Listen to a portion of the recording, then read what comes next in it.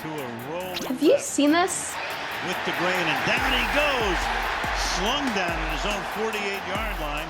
This moment sent a shockwave through the football community and had a lot of people questioning how the NFL deals with player injuries, especially concussions. This is Can Explains, the NFL and their concussion protocol.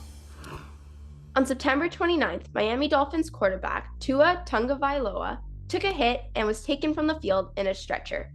He had a concussion. Thing is, it was the second time he was injured in 4 days, calling into question why he was on the field at all that day. An investigation was launched, a doctor was fired, and the NFL Players Association tweaked the league's concussion protocol. But what is a concussion protocol? How do they work? Before we get into that, we need to understand what a concussion is. Anyone with a brain could potentially get a concussion, and we all have one. A concussion is a type of traumatic brain injury caused by a blow to the head or a sudden jolt to the body. Our brains are basically floating inside our skulls, which means that they can move around in there. If you experience a lot of force that moves your head and neck, whether a direct impact or not, your brain can be injured, including bruising and tissue being torn. The symptoms and signs of a concussion will show up differently in each person, but some of the most common things are headaches, dizziness, confusion, nausea, fatigue, changes in mood, blurred vision, sensitivity to light, and slurred speech. It is important to seek medical attention if you think you might have a concussion. Research has shown that it can take up to 72 hours, that's 3 days, for signs of a concussion to show.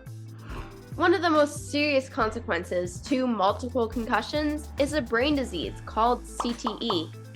Researchers studied 111 former NFL players' brains, and 110 of them had it. By the way, it can only be diagnosed after the patient has died. Okay, so that brings us to concussion protocol. The NFL's first protocol came into play in 2007. Concussion protocols should include a series of steps to identify and manage concussions. When we talk about someone who's in concussion protocol, that probably means that they've been removed, they're getting checked out, and they're going to go through some steps to get back to activities safely.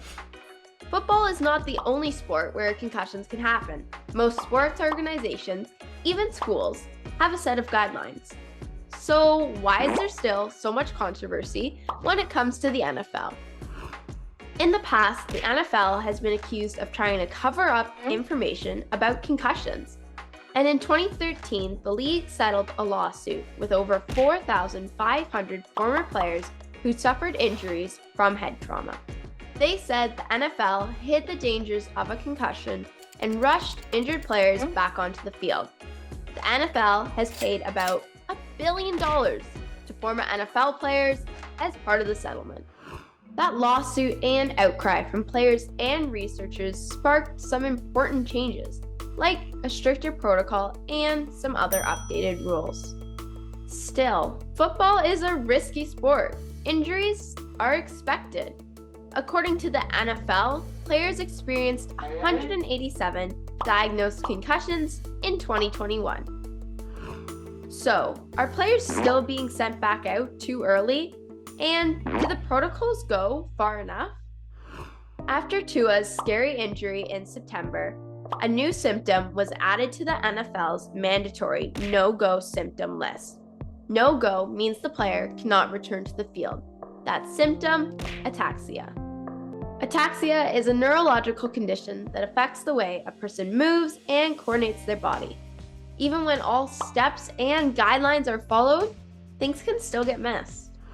Missing a diagnosis is dangerous and can even be deadly, especially if the player gets a second brain injury before the first one has time to heal. And if you've had one concussion, it's more likely you'll experience one again. Some players have even retired from the sport because of their history of concussions. I've had about 5 concussions, my last one being really severe that hospitalized me, and it was really scary for me. I felt like I was on the verge of going brain dead. While the NFL continues to improve, it still has a way to go, with some people questioning, should a sport this dangerous even exist? But I will leave that up for others to answer. That's it for this Can Explains. I'm Abigail Dove, and I'll see you later.